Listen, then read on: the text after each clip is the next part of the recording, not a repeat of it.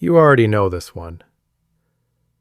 A flying saucer falls out of a New Mexico sky in the summer of 1947. The government scoops up the wreckage, hides the bodies, and has spent every decade since insisting nothing happened. Roswell. It's shorthand now for, they're lying to us. But here's what they leave out of the gift shop. That little big-eyed gray alien on every t-shirt? Nobody described that in 1947. That face comes later. Abduction stories in the 60s, Hollywood in the 80s. So set the legend down and pick up what a rancher actually carried into a sheriff's office on July 7th, 1947. Because the real story is stranger, better documented, and it never really ended. It starts at a fence line. In the summer of 1947, a ranch foreman named Mac Brazel is working the Foster spread outside Corona, New Mexico. 75 miles from Roswell, no telephone, the kind of remote where news arrives a week old. One morning, mid-June, and hold on to that date, he finds a pasture strewn with wreckage.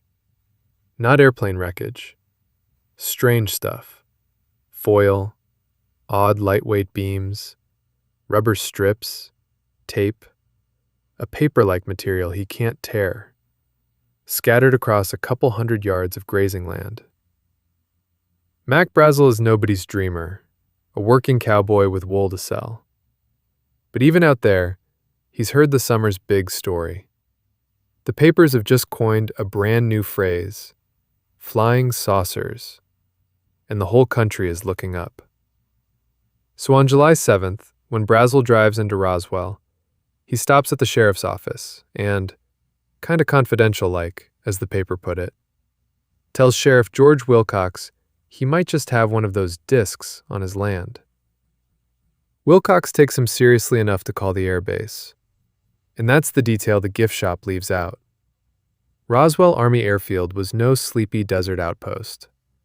It was home to the 509th Bomb Group. At that moment, the only unit on Earth trained and equipped to deliver the atomic bomb. The men of Hiroshima and Nagasaki, the least excitable base in the American military. Everything that happens next is done by those men. The base sends Major Jesse Marcel, its head of intelligence, a decorated officer from Houma, Louisiana, cleared to handle the secrets of the world's only atomic strike force. Marcel takes a counterintelligence officer, follows Brazel out, stays overnight at the ranch, walks the debris field, and loads his staff car and a jeep with wreckage. And on the drive back, this by-the-book officer does something off the book. Around 2 a.m, he stops at home and wakes his wife and 11-year-old son. He wants his family to see this before it disappears into a hangar. They spread the pieces across the kitchen floor. Foil that, when you crumpled it, unfolded itself flat again.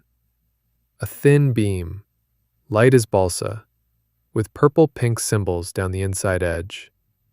Geometric figures from no alphabet anyone knew. Marcel said they later held a lighter to it. It wouldn't burn. A sledgehammer. It wouldn't dent. The 11-year-old, Jesse Marcel Jr., grew up to be a flight surgeon, a colonel who deployed to Iraq in his late 60s. And he described that night, detail for detail, until he passed away in 2013. Whatever was on that floor, the people touching it believed in it for the rest of their lives. On the morning of July 8th, Colonel William Blanchard, commander of the 509th, orders his public information officer, Walter Haut, to put out a press release. Listen to the first line.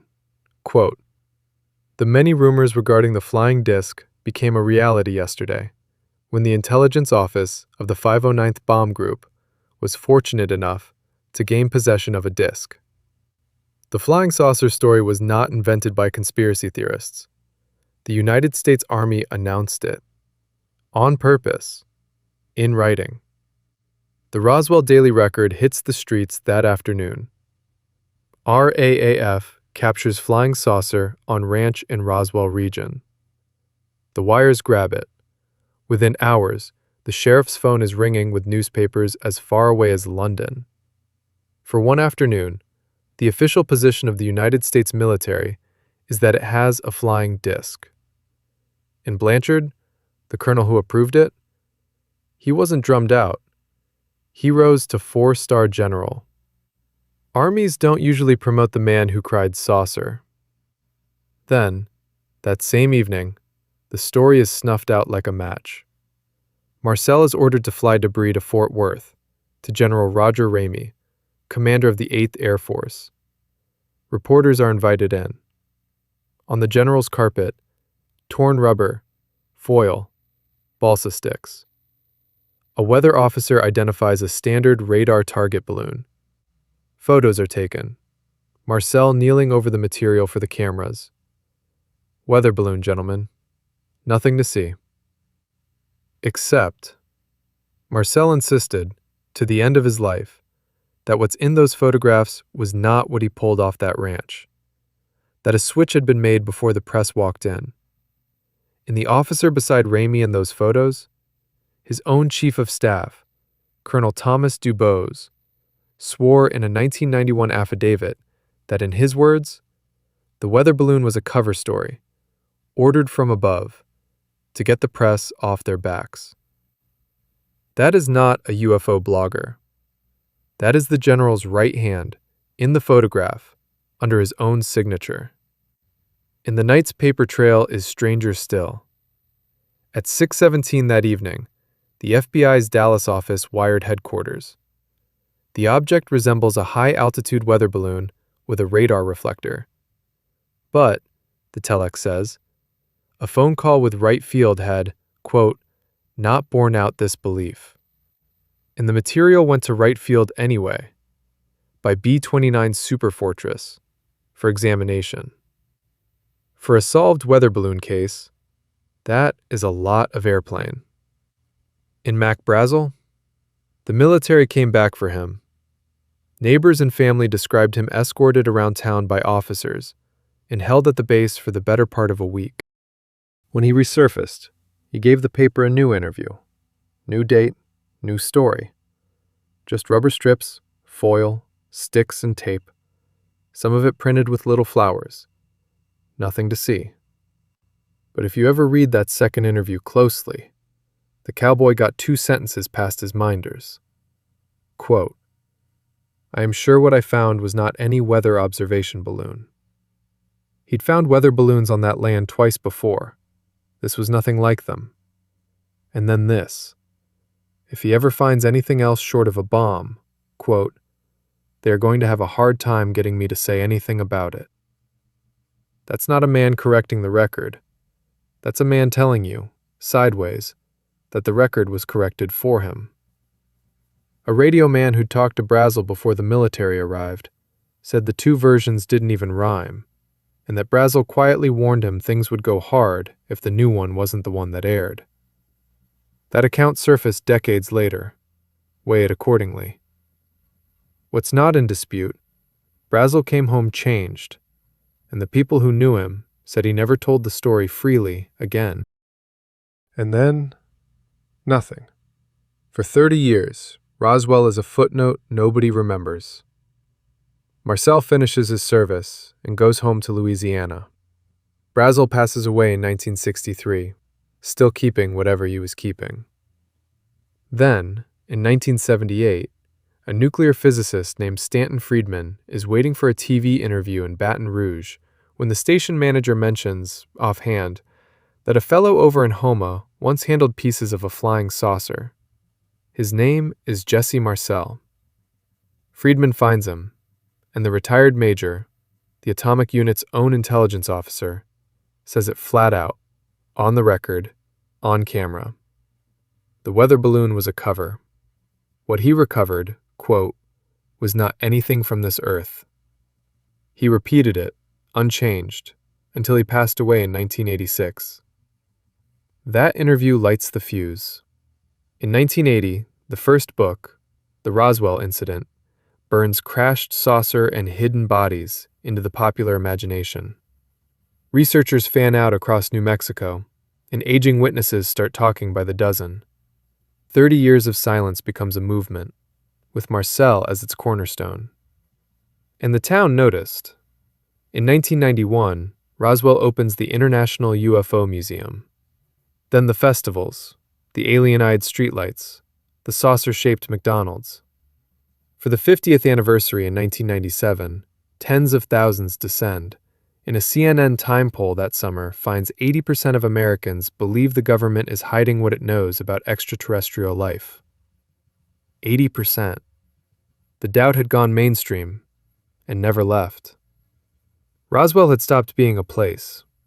It was a word. But a boom like that attracts everything: the solid, the shaky, and the fake. In 1995, a London producer named Ray Santilli sold networks worldwide grainy alien autopsy footage from Roswell. 11 years later, he admitted the film was staged, while insisting it recreated real footage only he'd ever seen. Of course. In 1994, a New Mexico congressman named Stephen Schiff asked the Pentagon for the Roswell file, got what he called the runaround, and sent in the GAO, the federal auditors. Under that pressure, the Air Force published a new answer. It was never a weather balloon. It was Project Mogul, a top-secret balloon train, hundreds of feet long, carrying acoustic sensors meant to hear the first Soviet atomic test. A real program, genuinely classified, genuinely clever. NYU's Flight 4 launched from Alamogordo on June 4, 1947, in the right window to drift toward the Foster Ranch. As explanations go, this one is at least well built. But notice three things. 1. The government's own 1994 position is that the government's 1947 answer was not the truth. The balloon on Ramey's carpet, they now admitted, was concealing a classified program. 2. The one flight the theory depends on has a paperwork problem. The project's own field diary records that morning's launch scrubbed for clouds, and researchers still argue whether Flight 4 ever truly flew. And 3. The auditors found something else. The GAO discovered that the Roswell base's outgoing messages from October 1946 through December 1949 had been destroyed. The paper trail for the exact years in question, gone. No surviving record of who ordered it or why. And Marcel? He'd seen his base's weather balloons plenty of times, and insisted this was no balloon of any kind. So take Mogul for what it is, the government's new and improved balloon mishap. Then came the sequel. In 1997, timed neatly for the 50th anniversary, the Air Force released a report titled The Roswell Report, Case Closed. Its explanation for the bodies witnesses described? Crash test dummies, dropped from high-altitude balloons. One problem: those dummy programs didn't start until the mid-1950s. The bodies were reported in 1947, years before the dummies existed. Pressed on the math, the Air Force suggested witnesses had compressed their memories and mixed up their decades. Eyewitnesses, off by 10 years. Case closed. Weather balloon, then mogul balloon, then dummy balloons. 3 official answers, 50 years, one story that never held still.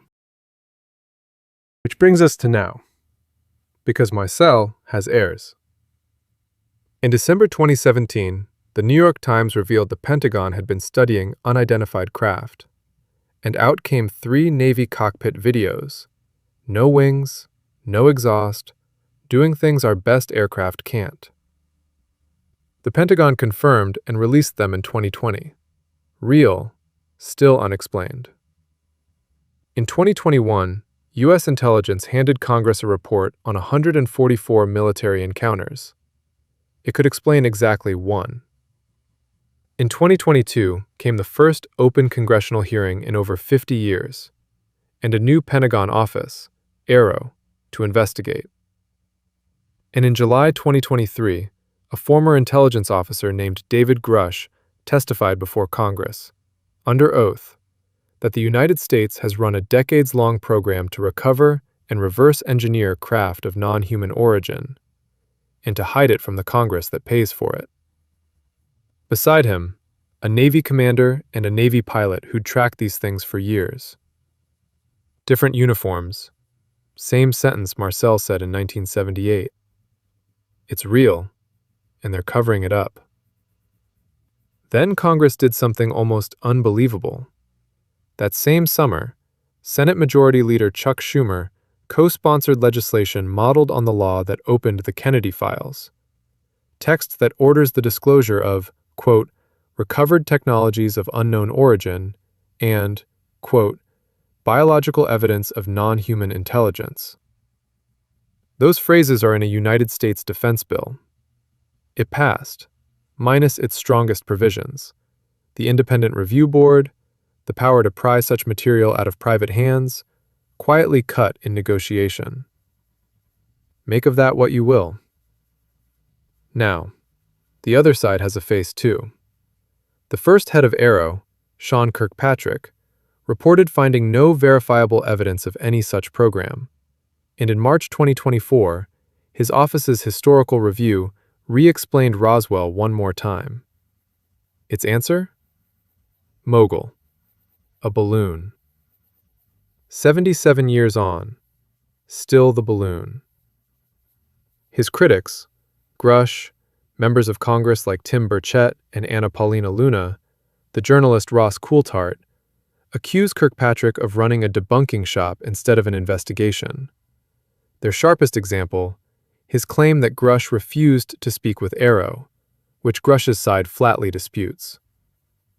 I won't tell you who's right, but it's 1947 all over again. Witnesses on one side, an official explanation on the other, and you in the middle, deciding who you believe. Somewhere between a fence line in 1947 and a Senate bill about non-human intelligence, the simplest question never got a straight answer. What did Mac Brazel drag off that pasture? The official story kept changing. The credible core of the witness's story never did. And look what that one unanswered question set loose. A whole taxonomy of explanations, each more science fiction than the last. There's the classic, the extraterrestrial hypothesis, visitors from another world. Then, a stranger one, the interdimensional or ultra-terrestrial hypothesis, that they're not from space at all, but from a reality beside our own. Jacques Vallée and John Keel argued the nuts and bolts spaceship never quite fit the evidence. Then it gets stranger still. The extraterrestrial hypothesis, from anthropologist Dr. Michael Masters at Montana Tech, asks, what if some of them aren't aliens at all, but us, our own distant descendants, visiting their past?